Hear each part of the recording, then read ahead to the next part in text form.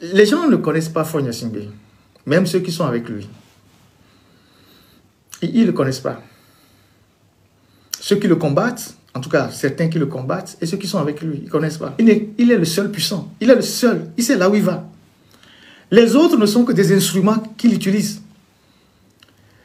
Les autres ne sont que des instruments qu'il utilise. Et dans une dictature,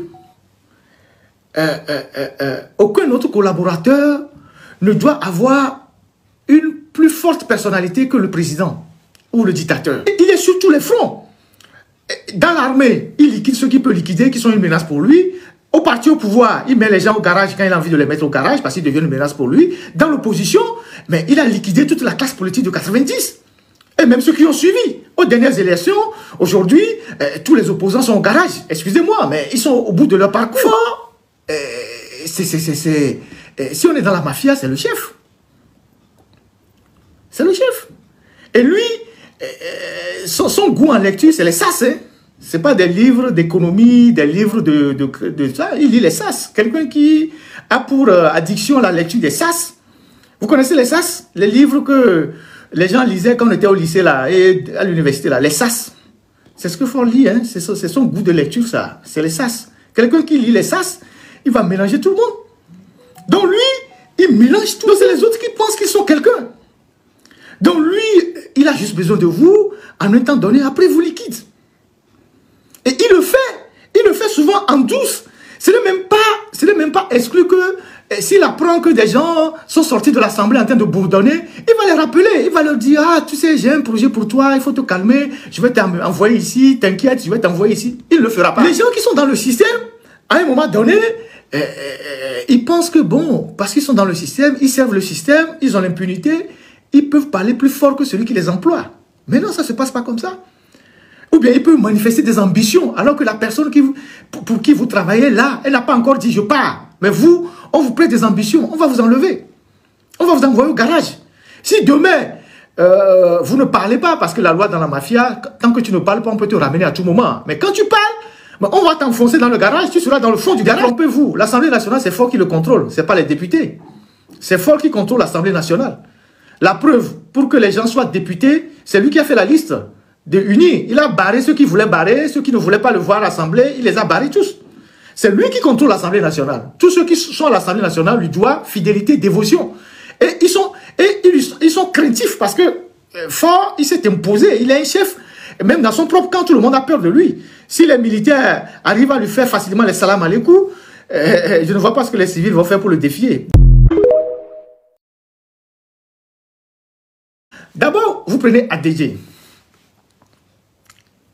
Le naïf, quelqu'un qui ne maîtrise pas tous les codes, il va dire que c'est une promotion. Peut-être oui, parce qu'il devient président de l'Assemblée, il a les privilèges du poste, voilà. Et ça rentrera dans l'histoire qu'il a été président de l'Assemblée. Mais en réalité, lui aussi, c'est un garage. Et il faut voir le parcours d'ADG. Douanier, directeur de la douane, commissaire général de l'OTR, ministre du commerce, ministre de l'urbanisme. Ça, c'est la sortie, ça. Ministre de l'urbanisme et maintenant président de l'Assemblée. Peut-être pour 3 ans. Après 3 ans, s'il ne le renouvelle pas, il le garde. Pourquoi il le met là-bas? Il le met là-bas parce que quand vous quittez d'un poste ministériel pour aller à l'Assemblée, vous n'avez qu'en réalité un budget de fonctionnement. Il sait qu'ADG, des gens comme ADG se sont énormément enrichis. Et que des rumeurs ou des informations circulaient comme quoi il avait des ambitions, il nourrissait des ambitions. Et donc, c'est des gens qui se sont énormément enrichis. Et lui, toute personne qui s'enrichit autour de lui est une menace. Donc, tant qu'il peut éloigner la personne de la caisse pour que la personne ne manipule pas l'argent, il va le faire. Donc, c'est une méthode douce pour écarter les gens. C'est quelqu'un qui fonctionne avec des gants de velours. Il te donne des coups, mais le temps de te rendre compte que il t'a donné un coup mortel, il est trop tard. Il fonctionne avec des gants de velours. Et donc, il a un plan pour chacun de ses collaborateurs. Parce qu'il les tient par la corruption. Parce que c'est des gens qui s'enrichissent, qui volent l'argent. Lui, il ne les arrête pas. Mais il a besoin que ces gens volent l'argent pour que lui ait les dossiers de pression sur eux. Donc, vous voyez que depuis 20 ans, qu'il y a des scandales financiers au Togo, Faure n'a jamais arrêté personne. Parce qu'il a besoin de tenir chacun de ses collaborateurs par un dossier pour avoir leur loyauté, pour avoir leur fidélité. Les plus récalcitrants, de temps en temps, il peut leur taper dessus. Donc, Adédié, il sait très bien qu'il s'est énormément enrichi. Il le sait, il a les renseignements, il a toutes les informations. Les histoires d'argent volé, tout ça, c'est des choses, il sait, il a plus d'informations que nous. Il en a plus que nous. Donc, il se dit, mais celui-là, qu'est-ce que je fais? Je le mets au garage. À l'Assemblée nationale, il a le privilège du poste. Il peut circuler dans la rue de Lomé, ça va faire pipon, on va dire président de l'Assemblée, mais il n'aura plus l'opportunité de manipuler l'argent dans un ministère, d'avoir un budget et de faire des affaires. Le peu qu'il a, c'est le budget de fonctionnement qu'il aura à l'Assemblée. Si dans 3 ans après, il le garde, c'est fini. Parce que nous avons une habitude, je ne sais pas si c'est une bonne habitude d'appeler les gens au Togo milliardaires. Quand les gens ont quelques millions, on les appelle milliardaires, ce n'est pas des milliardaires. Le terme milliardaire vaut plus que ça. C'est des gens qui ont quelques millions qu'ils ont volés. Une fois qu'ils ne sont plus au poste, l'argent finit. Donc, Adédié, c'est ça. Pour moi, en tout cas, c'est mon analyse, ce n'est pas une promotion. Le gars est en train de le pousser dehors. Ça, c'est un. De deux, la ministre des Travaux publics. Elle aussi, les travaux publics, il y a eu énormément de choses là-bas. Des magouilles. Donc, il le garde aussi. Le ministre de l'enseignement primaire, vous connaissez le parcours de Kokoroko.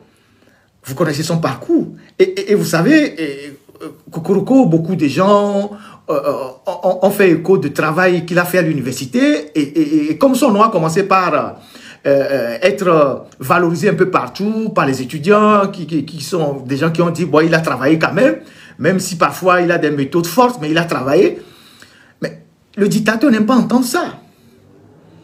Donc, le fait d'abord de l'enlever de l'université, c'était le début de la chute, si je peux parler ainsi.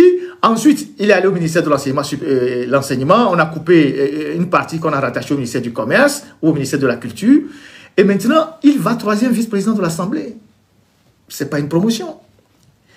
Et il n'aura pas un budget à gérer, il n'a rien. Il sera juste avec peut-être un garde corps. Et Myriam Dossou, pareil. Elle était Cumina. Elle avait l'INAM, autour duquel il y avait énormément de scandales. Le ministère de Développement à la base, où on a investi beaucoup d'argent pour peu de résultats, c'est nous protéger de Dogbé. Et elle aussi, elle s'est bien enrichie parce que quand on parle de la déclaration des biens, voilà des cas comme ça qu'on doit soulever. C'est une dame qui est rentrée au gouvernement, quand elle n'avait rien. Aujourd'hui, elle a des maisons partout à Lomé, des maisons très coûteuses. Donc, elle le met de côté.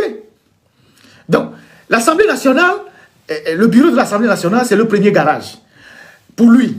Et donc, c'est forcément que d'autres ministres vont rester. Il ne va pas les ramener au gouvernement. Il a besoin de nouvelles têtes au gouvernement. Qui peut-être ne le connaissent pas mieux ou ne le connaissent pas trop, qui seront totalement dévoués à lui. Et il va les utiliser aussi, et puis après il va les garer.